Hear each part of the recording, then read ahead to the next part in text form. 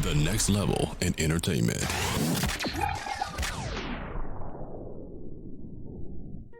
Go Tigers, go Tigers, go Tigers, go Tigers, go Tigers, go Tigers, go Tigers, go Tigers, go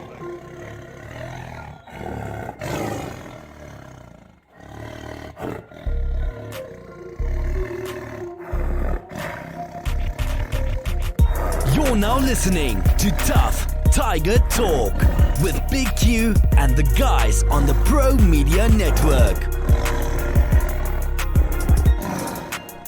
What's up, fam? What's going on? Welcome to this episode of Tuff Tiger Talk on the PRO Media Network, man. And guess what? The Tigers took care of business this entire season. And the reward, SEC championship against the number 4 ranked Georgia Bulldogs. They say the number 2 LSU Tigers. I say the number 1, man. Ohio State can't play with us, man. Come on, stop the bull crap. They can't play with us, man. Anyway, we're going to bring in there. Mozzie 5 is in the building. How you doing, 5? What's the word, fam? Oh, nothing. I'm good. How you doing? I'm good, brother. And like we always like to say here at Tuff Tiger Talk, man, it's just we talk tough about our Tigers, man, because we feel like we need to do that, man. All this robbery and shenanigans that been going on quite recently, man, trying to take it from us with these bullcrap polls or whatnot. But a bit of a news for Tuff Tiger Talk in the SEC. The one known as Lane Kiffin is making his return to the SEC through a desperate Ole Miss team. Very desperate Ole Miss team is bringing that cretin, that scumbag Lane Kiffin back into the SEC. And I don't feel this. I feel the same way as Tennessee Volunteers fans when they named sewer centers after him. They called the Lane Kiffin the Lane Kiffin sewer station. They named sewer substations after Lane Kiffin. That tells you all you need to know about that sumbitch's character. But anyway, we go. Welcome to Tuff Tiger Talk, fam. I see you out there, Shedrick. Big ups to your family. Welcome to the Tuff Tiger Talk live stream. Big day for the Tigers, man. They basically 5. They have a home game, not home for them, but speaking of Georgia, basically a home game a couple hours east of Atlanta. This team is going to be playing in the Mercedes-Benz Dome, whatever you want to call that crappy building out there. But Stadium, whatever. You know, it's just one of the same. They'll be playing in that building. LSU have to march up in there and take care of business against Georgia. So in this episode of Tuff Tiger Talk, we'll recap that tremendous matchup, stats, facts, breakdown. We also, like I said, Mozzie 5 is in the building. He'll be chiming in as well. And then we have interviews from Coach O we'll play momentarily so that, you know, we can get this underway. Now, just to give the family, 5, a brief history of the matchups between the SEC matchups between Georgia. Man, we've seen this team quite a few times in the SEC championship, family. We've seen them quite a few times. LSU defeated Georgia 34-13 in 03, 42-10 in 2011, and the Bulldogs beat the Tigers 34-13 back in 05 in previous championship meetings. Now, in addition to the victories in the SEC championship game in 01, 03, 07, and 11, the Tigers won the conference crowns in 35, 36, 58, 61, 70, 86, and 88. Only a shame that we only have 2 national championships, but we're going to remedy that this year in a major way. But, you know, just a little brief history right there, knowing that we take care of business against Georgia in the SEC championship game. We're not no rookies. We're not no noobs. We're not none of that to the SEC championship games, and we're going to prove that once again. Now, before we get into the meat and potatoes of the statistics, let me play Coach O. This is Coach O chiming in on his thoughts of the upcoming matchup against the Georgians. Here's Coach O. Obviously, it's a big game. A lot of respect for Kirby. I think he's an outstanding coach. He has an outstanding football team. This is going to be a big challenge for our team tomorrow, but we're ready to go. It'll be a great atmosphere for the LSU Tigers. All right, thank you, Coach. If you have a question, Mariana or Kelly will get a microphone to you. We'll start right here and right in front of me in the second row. Hey, Coach. Jacques Doucet, WAP-TV, Baton Rouge. Coach, I was thinking the last time LSU was in Atlanta was SEC Media Days 2018. You were picked 5th in the West. A lot of 6-6 predictions. Since then, you've been 22-3 and 2 great seasons. This one, a really good season. So just speak of what you've accomplished since then and proving the doubters wrong. Well, and again, it's not about me. It's about being at LSU. It's about getting the right pieces together, continue to recruit well, get great coaches. I think I have the best assistant coaching staff that I've been around. We wanted to go through the spread, but you know what? We had the quarterback to do it in Joe Burrow, and then Joe Brady comes along, and everything fell into place. Okay, we're going to go straight in front of me along this near aisle, Coach. Coach Jamarcus Fitzpatrick with KLB and Alexandria. How do you guys particularly plan on stopping the 3-4 defense that Georgia runs? Yeah, well, obviously we got to play our offense, and we got to win the line of scrimmage on both sides of the football. They're very athletic. They get 11 hats to the football. Just like other games, we're gonna have to figure out what they're doing. Sometimes they do what we've seen on film. Sometimes they do something completely new. But I know our coaches will figure it out. It's going to be a great battle. Okay, we'll go right here right to our right, Coach. Here on the front row. We'll get a microphone to you. Coach, you said this year that Murray Poole, Bulldog Illustrated, you said this year that Clyde Edwards, Hilaire is probably as good a running back as any in the country, and I think Joe Burrow said it on the teleconference Monday too. What makes him such a special back? His heart. When Clyde walks in the room, Clyde is 6'4", 270. And it's just his persona about himself, his confidence. I do believe he's gotten better as the year goes by. I think that he's able to catch the ball out the backfield. He's an all-purpose back. He can make you miss, run around you, very fast. I just think his heart and his courage says a lot about the young man. Okay, we'll go over here on the left, second row. James Rand with the American Press. Ed, what is similar or different about this Georgia defense to some of the other kind of elite groups you guys have played against this year? Great defensive lines. Well, first of all, great coach. Kirby's a great defensive coach. They play solid fundamental football. They're hard to run the football because their guys get so fast to the football. They're great tacklers in space, and they put tremendous pressure on the passer. We're going to have to protect Joe to get the ball downfield. That's Coach O, man. Thoughts on the game, and Coach O let them have it. Of course, he complimenting his opposition. That's what Coach O does. Not giving them any building wall material to use. And a lot of people picking LSU to take care of business in this one. Of course, they should take care of business against Georgia. Coming up in this one, LSU 12-0, 8-0 in conference play, 11-1 of the Georgia Bulldogs, 7-1 coming into this matchup. Looking at some of the statistics, then we're going to bring in Joey Burrow after 5, gives his analysis. LSU coming into the game averaging almost 49 points a game, giving up 22.1. Georgia's 33 points a game, holding opponents to 10.4. Very serious. 560.4 LSU's averaging total offense, both run and pass. 420.6 is what it is for the Bulldogs. Now looking at the LSU's averaging 390 yards a game throwing the ball, 170 rushing the ball. Under Fromm in the Georgia offense, they averaging 220 passing and 200 yards rushing a game. Damn, got to put that under wraps. But then again, Georgia hadn't seen a team like LSU. Very few have. Defensive-wise numbers, LSU's allowing 345.9 points per game, 221 through the air, 124 on the ground statistically. And looking at Georgia, they're averaging 257 flat, keeping you at 186 yards per game through the air and holding you to 71 yards per game. That's pretty tough looking at them. Their top man is Jake Fromm. He's NFL hopeful, 194 attempts out of 313 for 2385. He has 21 touchdowns and only 3 interceptions against Joe Burrow, the Heisman hopeful. Well, pretty much he got the Heisman already wrapped up, if you ask me. 314 attempts out of 401, 4,366 yards with 44 touchdowns and 6 interceptions. Phenomenal for a year for Joey Burrow.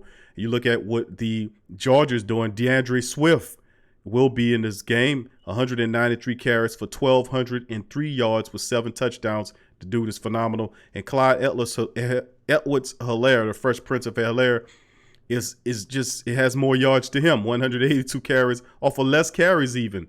1,233 yards, beating him by 30 yards, and 16 touchdowns, more than doubling up DeAndre Swift's production. Their top back is George Pickens, 33 catches for 498. He has 6 touchdowns. And our guy is Jamar Chase, 70 catches, 1457 on the yards, 17 touchdowns for our wide receiver. Absolutely phenomenal. 5, you heard everything I Yo. just laid out, man. What's your thinking on, you heard Coach O, we're going to bring in Joey Burrow behind you to give his thoughts on Georgia. But what is your thinking about this matchup? The stats I just ran over.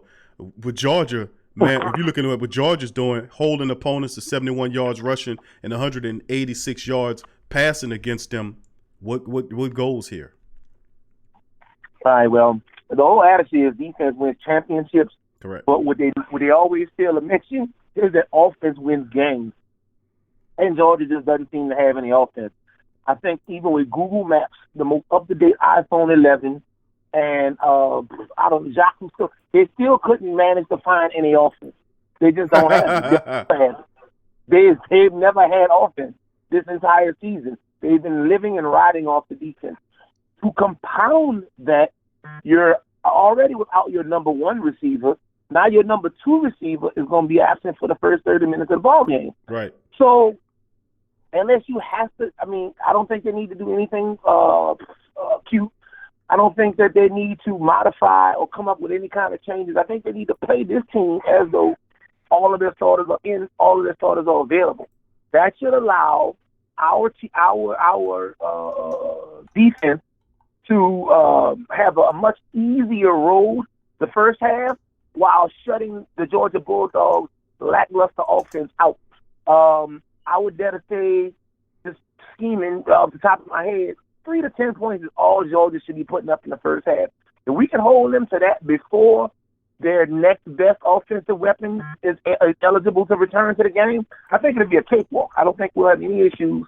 I think that everything will be great. I think that our defense is finally adapting, because one looming issue that we never discussed is we always rag on the defense, but I've kind of been advocating, playing good cop, bad cop for the defense, because you got to think about it. We're a ground and pound team. We've been running and grounding it out and grinding since I can remember, definitely since the BCS era started.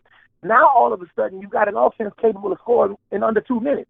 What that does to a defense that's been prepped and trained to be we're going to be on the field for, our time of possession might be 20, 25 minutes a game. We definitely cool with handling that. But when I go out and I stop a team's offensive drive, even if it ends in a field goal, it might have been a 7, 8, 9, 10 play drive. As soon as I come off the field, Joey B and the rest of the Tigers are getting out there and they're scoring in another minute and a half. Then I got to run right back out there and play another 7, 8, 9, 10 plays. So I think we've been kind of unfair to the defense all season long. I've definitely seen improvement over the Arkansas, definitely over the A&M game. And I think Georgia I think it should be the same thing. Will it be a bit tougher to score? Absolutely. But I think in this game, 28 points gets it done. 21 to 28 points gets it done. And because of the magnitude of the game and the rank of our opponent, I don't think we'll get holes going into the final BCS selections and playoff bowl settings. Yeah, I gotta agree with you on that, 5. I mean, you said a mouthful, man, and that's a very valid point. And another thing to make mention of, I ran over the statistics. I'm not, I'm kind of halfway on the statistics, because Georgia hadn't faced a team like LSU. This offense is unheard of. This is one of those offenses that you might not ever see again in college, ever.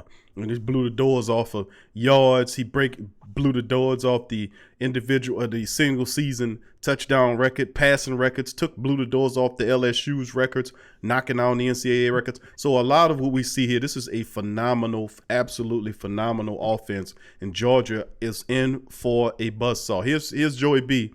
He's talking about the upcoming matchup against the Georgia Bulldogs. Here we go. It was so special for me and my family, having all of them on the field pregame. I got a little choked up when they called timeout and took me out. I got pretty emotional, so it was overwhelming for me. What was the rest of that night like after the game? As far as leaving the locker room and going home, I just went to bed. I was tired, so I didn't do anything. Are you serious? Yeah, serious. You ever played an SEC football game? Yeah. You're pretty tired after a night game. So disappointing. Yeah. How long does it take you to wind down after a game? That you instantly went to sleep? No, I usually have to take some melatonin. Yeah, I'll be I'll be wired all night if I don't. Joe, you've worked so hard to get to this point, the games you've won, going to Alabama and winning. I mean, how important is it to finish the deal not during the conference championship? This is what we've been working for. SEC championship is here, and we're playing a really good team. Obviously, best defense in the country, in my opinion. So we're gonna have it's a tall task for us, but this is what we work for, so we'll be ready for it. What sets their defense apart from, say, Auburn or Florida, especially Auburn? They don't have, they have I think the two best tandem safeties in the country. I don't think there's a group that's better than those guys, and you can tell how well coached they are. They're very sound in their scheme, and I think they really understand their scheme, which makes them so dominant. You said it's key when you play a team like this, can you fall back on the Auburn game and realize that not every scoring drive is happening? I don't want to go into a game thinking, not every drive is going to end in a score.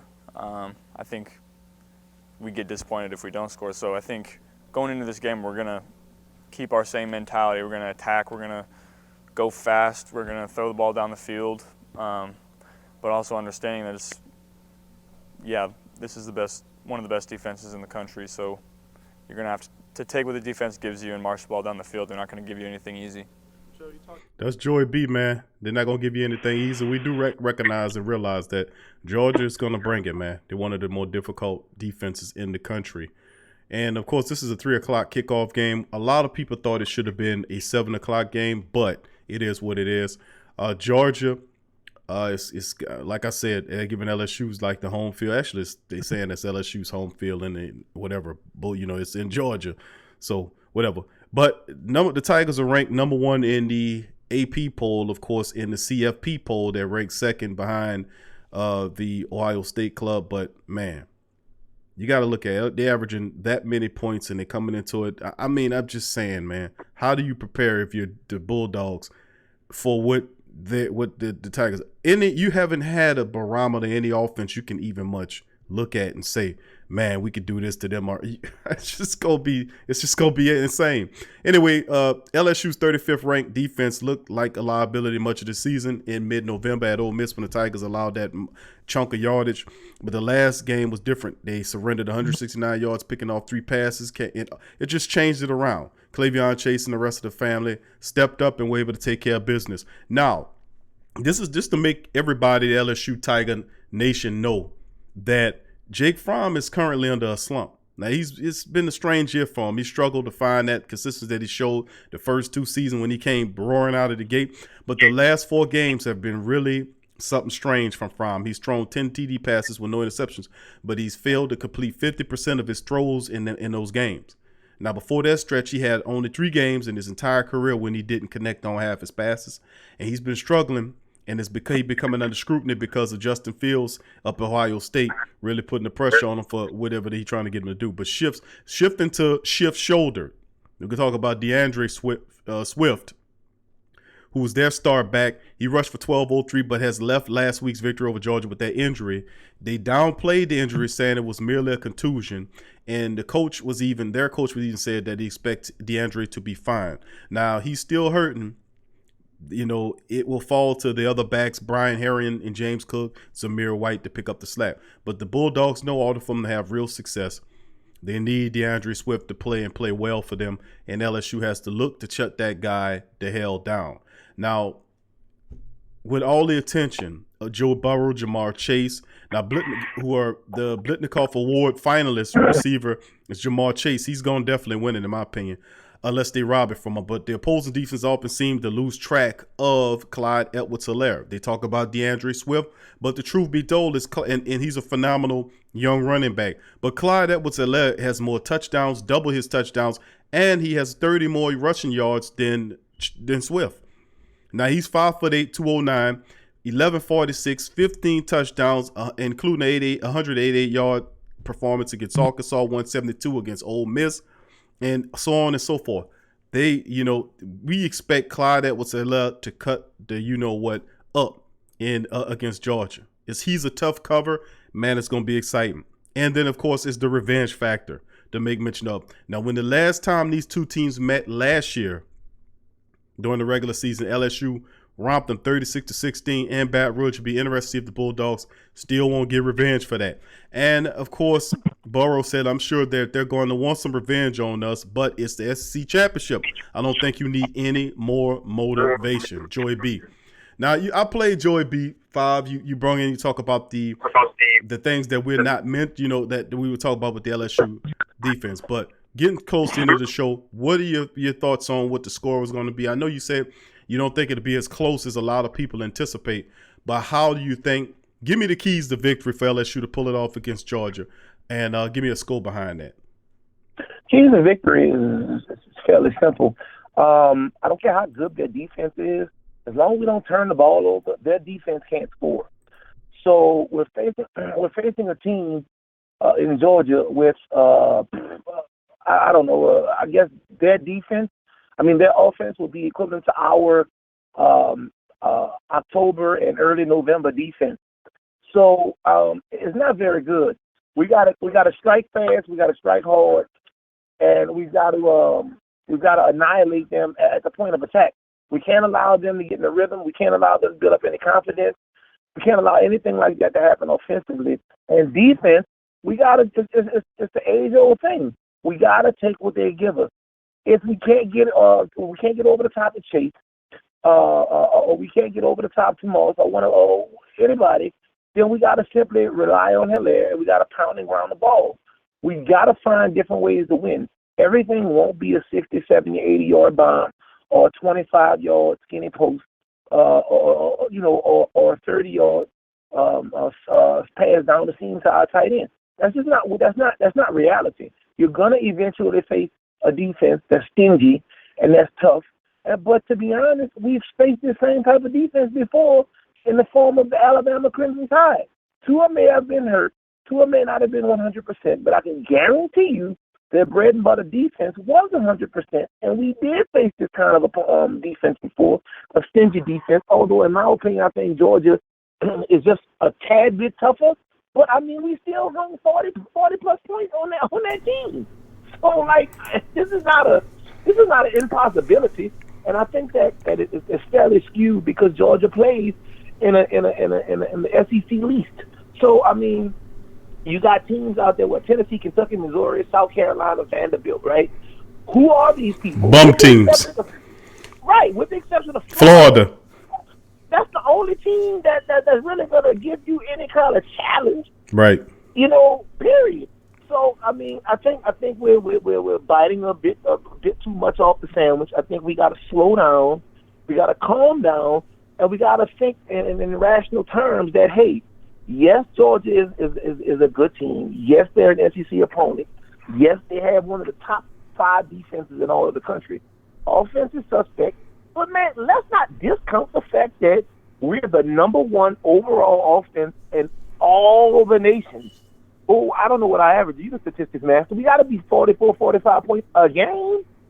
And I think that with our defense, the way we played over the last 2 weeks, albeit weaker opponents, but I think A&M's offense is definitely compatible with Georgia's offense, and they were only able to put up a few points on. They were able to put up less than 2 touchdowns.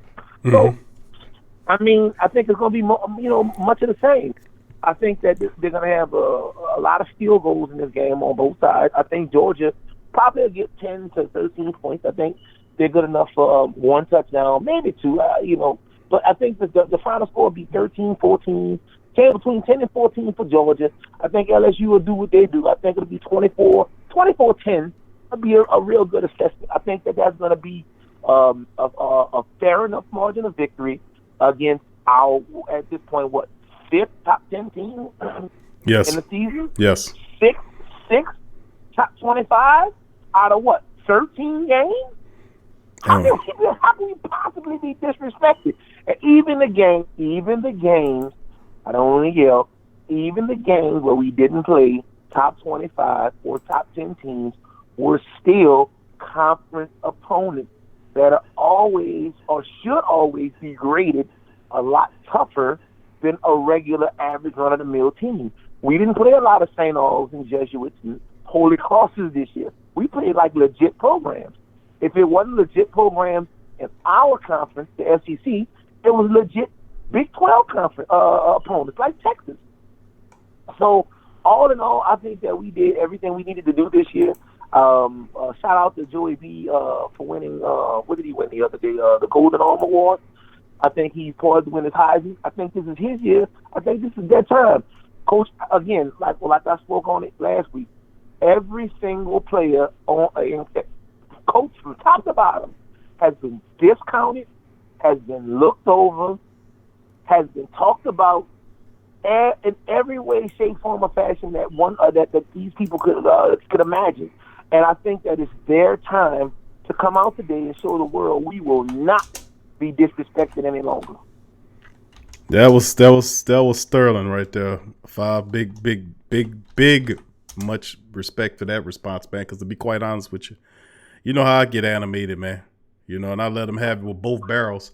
But this whole year about them doing putting LSU down. Of course, the AP polls got them up there number 1. The college football polls don't want to have 2 SEC schools at the 1 and 2 position. They want to try to mix it up a bit.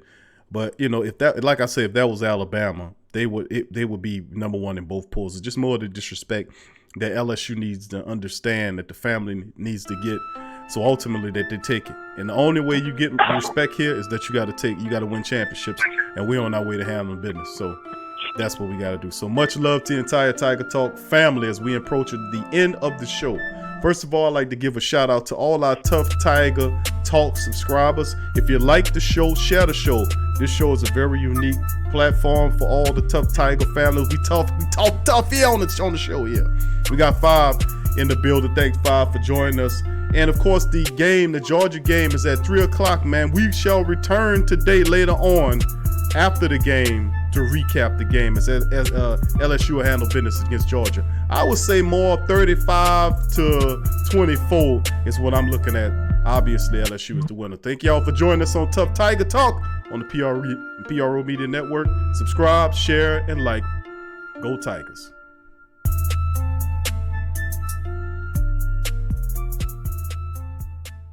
HomeBistro.com. Freshly prepared, home-delivered, restaurant-quality gourmet meals delivered straight to your home. Choose from over 50-plus gourmet meal options cooked by world-class chefs and delivered frozen, ready to eat within minutes and no commitment. Welcome to the one-shop gourmet food delivery, specialized in affordable options to eat right and feel great. 100% satisfaction guaranteed. Every ingredient is handpicked to the highest standard. And why you should buy from HomeBistro.com? Restaurant quality, made with natural ingredients, delivered right to your door. Overnight shopping is available. Diabetic, paleo, heart health, and vegetarian options to eat. Doing business since 1999. Courteous, knowledgeable, and professional support. Complete PCI compliant SSL security ordering, and great meals. Choose from some of my favorite dishes: the Mediterranean chicken with orange honey sauce, the charbroiled chicken romesco, or the grilled chicken breast with sweet and spicy vegetables. No matter what you choose, you can't lose with HomeBistro.com. Eat great, feel good, and save some money with HomeBistro.com. Hit the link in the description section below for more information.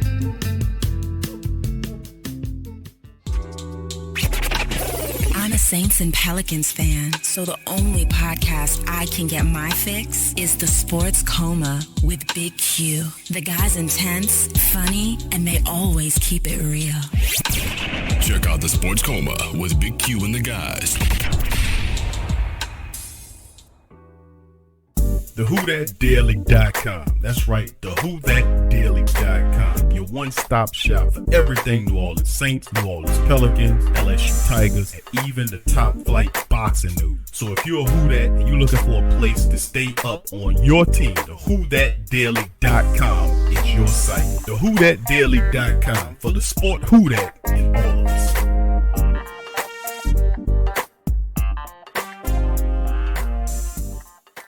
Embrace Pet Insurance is more than just pet insurance. Embrace Pet Insurance promises to provide genuine support and certainty when your pet needs it the most. with personalized accident and illness policies, compassionate customer care, 24/7 access to veterinary professionals, flexible wellness plans, timely claims processing, and online customer portals, their values is what makes them embrace. So, when selecting a pet insurance company as a partner in your pet's care, you deserve a company that has your pet's best interests at heart. Get top-rated and reviewed coverage for your pet today.